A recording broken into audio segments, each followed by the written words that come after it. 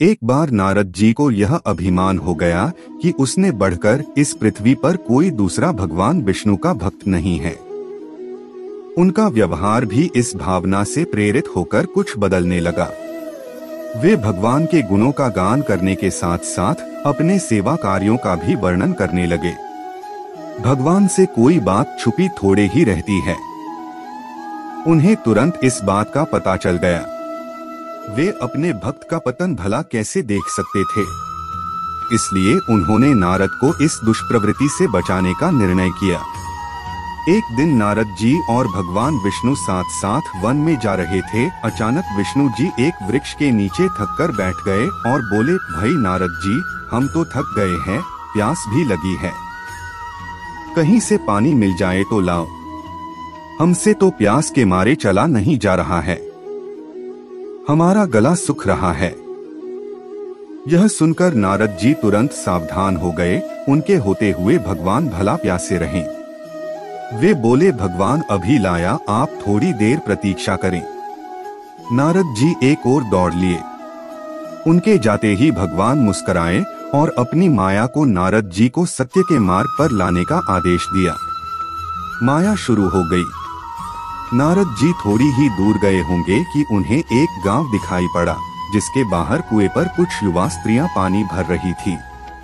कुएं के पास जब वे पहुंचे तो एक कन्या को देखकर अपनी सुध-बुध खो बैठे, बस उसे ही निहारने लगे। वह यह भूल गए कि भगवान के लिए पानी लेने आए थे। कन्या भी नारद जी की भावना समझ गई। वह जल्दी जल्दी जल से घड़ा भरकर अपनी सहेलियों को पीछे छोड़कर घर की ओर लपकी। नारद जी भी उसके पीछे जो लिए। कन्या तो घर के अंदर चली गई, लेकिन नारद जी ने द्वार पर खड़े होकर नारायण नारायण का अलख जगाया। गृहस्वामी नारायण का नाम सुनकर बाहर आया। उसने नारद जी को तुरंत पहचान लिया। अत्यंत विनम्रता और आदर के साथ वह नारद जी को घर के अंदर ले गया और उनके हाथ पैर धोकर स्वच्छ आसन पर बिठाया तथा उनकी सेवा सत्कार में कोई कमी न छोड़ी। उनके आगमन से अपने को धन्य बताते हुए गृहस्वामी ने अपने योग्य सेवा के लिए आग्रह किया। नारद जी बोले, आपके घर में जो आपकी कन्या जल का घड़ा लेकर अभी अभी आई है, मैं उससे विवाह करना चाहता हूँ। नारद जी की बात सुनकर गृहस्वामी एकदम चकित रह गया, लेकिन उसे प्रसन्नता भी हुई कि मेरी कन्या एक ऐसे महान योगी तथा संत के पास जाएगी। उसने स्वीकृति प्रदान कर दी और नारद जी को अपने ही घर में रख लिया।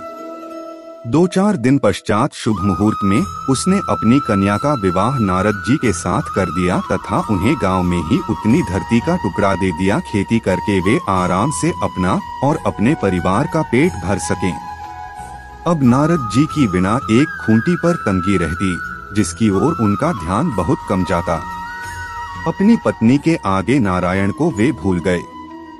दिन भर खेती में लगे रहते, कभी हल चलाते, कभी पानी देते, कभी बीज बोते तो कभी निराई गुड़ाई करते। जैसे जैसे पौधे बढ़ते उनकी प्रसन्नता का पारावार न रहता। फसलें हर वर्ष पकती, कटती, अनाज से उनके कोठार भर जाते। नारद जी गांव के एक संपन्न किसान माने जाने लगे। वर्ष दर वर्ष बीतते चले गए और नारद जी की गृहस्थी भी बढ़ती चली गई। 3-4 लड़के लड़कियां भी हो गए। अब नारद जी को एक क्षण की भी फुर्सत नहीं मिलती थी। वे हर समय बच्चों के पालन पोषण तथा पढ़ाई लिखाई में लगे रहते अथवा खेत में काम करते रहते थे। अचानक एक बार तेज बारिश हुई, जिसने कि दिनों तक बंद होने का नाम ही नहीं लिया। बादलों की गरज और बिजली की कड़क ने सबके हृदय में भय उत्पन्न कर दिया। मूसलाधार वर्षा ने गांव के पास बहने वाली नदी में बाढ़ की स्थिति पैदा कर दी। चारों ओर पानी ही पानी फैला गया। कच्चे पक्के सभी मकान ढहने लगे। घर का सामान बह गया। पशु भी डूब गए। उनके व्यक्ति मर गए। गांव में त्राहि मच गई। नारद अब क्या करें? उन्होंने भी घर में जो थोड़ा कीमती सामान बचा था उसकी गठरी बांधी और अपनी पत्नी तथा बच्चों को लेकर जान बचाने के लिए पानी में से होते हुए बाहर निकलने लगे। नारद जी बगल में गठरी थामे एक हाथ से एक बच्चे को पकड़े और दूसरे हाथ से अपनी पत्नी को संभाले हुए थे। पत्नी भी एक बच्चे को गौड़ में और एक का हाथ पकड़े धीरे धीरे आगे बढ़ने लगी। पानी का बहाव अत्यंत तेज था तथा यह भी पता नहीं चलता था कि कहाँ गड्ढा है और कहाँ टीला। अचानक नारद जी ने ठोकर खाई और गठरी बगल से निकलकर बह गई। नारद जी गठरी कैसे पकड़ते, दोनों हाथ तो घिरे थे। मन महसूस कर सोचा फिर कमा लेंगे। कुछ दूर जाने पर पत्नी एक गड्ढे में गिर पड़ी और गोद का बच्चा छूटकर बह गया। पत्नी बहुत रोई, लेकिन क्या हो सकता था। धीरे धीरे और दो बच्चे भी पानी में बह गए। उन्होंने बहुत कोशिश की बचाने की, लेकिन कुछ न हो सका। दोनों पति पत्नी बड़े दुखी, रोते कलपते, एक दूसरे को सांत्वना देते कोई ऊंची जगह ढूंढते रहे। एक जगह आगे चलकर दोनों एक गड्ढे में समा गए।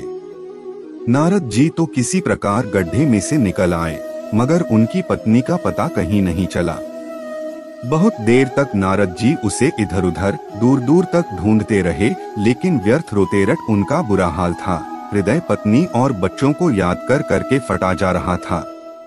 उनकी तो सारी गृहस्थी उजड़ गई थी। बेचारे क्या करें, किसे कौन से अपने भाग्य को या भगवान को। भगवान का ध्यान आते ही नारद जी के मस्तिष्क में प्रकाश फैल गया और पुरानी सारी बातें याद आ गईं। वे किस लिए आए थे और कहाँ आ गए।